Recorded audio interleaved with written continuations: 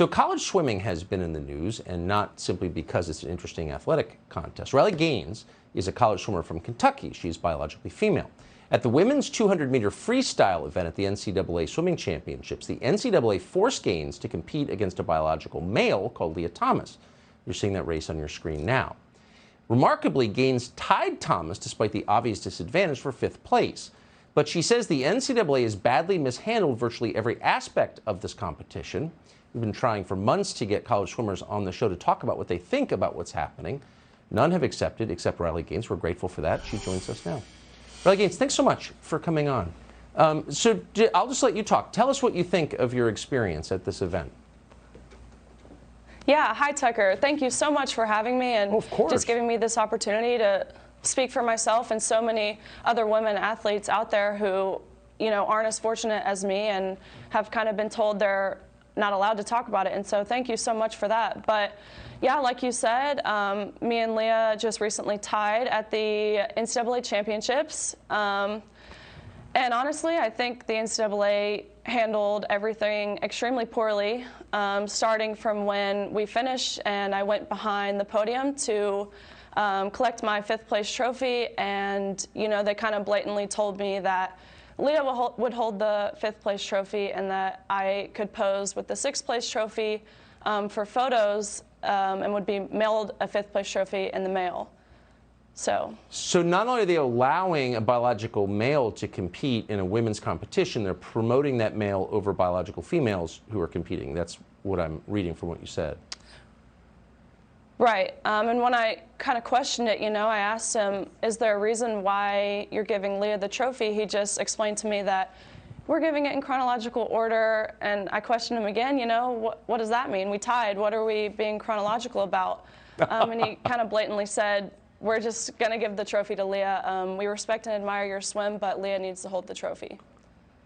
In other words, shut up, don't ask questions. I was baffled, really. Yeah. Right. I was shocked. And I know all the other swimmers who were standing by and listening to this were also shocked. And I was standing right next to Lia, and she heard it all. And so it was kind of just really baffling that this could happen. And I know the NCAA wasn't prepared for a situation like this, which just tells me when they were faced with it, they protected such a small minority and turned their back on, what the organization in Title IX really stands for. Well, they just eliminated what it stands for. It does seem to a non-swimmer who knows that swimming requires a lot of torture, nothing harder than swimming practice, as you know. This seems like cheating to allow someone with a biological advantage to compete. Exactly. I think there's, a difference between your sex and your gender identity. And so I think that it's just been totally misconstrued and lost, in the past couple years or so, but it's, finally gotten to the point where it's being shown and it's completely violating women and women's rights, especially in sports. So you said a minute ago that you're speaking tonight on behalf of a lot of other female swimmers who've been told not to say a word, just to be quiet and be eliminated. What do they think, if you could speak for them?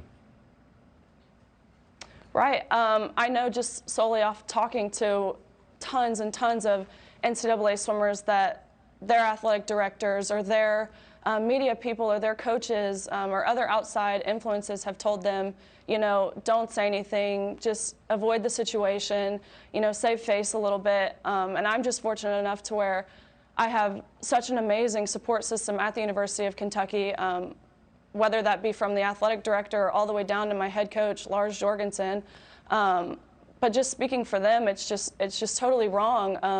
And I know I can't speak for everyone, but I am almost certain I'm speaking for a large majority of female athletes that this is just not okay and it's not fair. And, we're dealing with something that's completely out of our control when we're racing, biological males, whether that be they have, different lung capacities, their height, obviously, testosterone levels, whether you be on testosterone blockers or not, it doesn't suppress going through puberty as a male, especially, the one in question who swam 3 years as a male on UPenn. So it's just completely unfair, and it's a matter of equity, really. Yeah. I mean, what we're seeing is cheating, and it's remarkable that it takes bravery to point that out, but it does, and you are brave for doing it, and we appreciate it. Riley, thank you very much. Well, thank you. Yeah, thank you so much. Subscribe to the Fox News YouTube channel to catch our nightly opens, stories that are changing the world and changing your life. From Tucker Carlson tonight.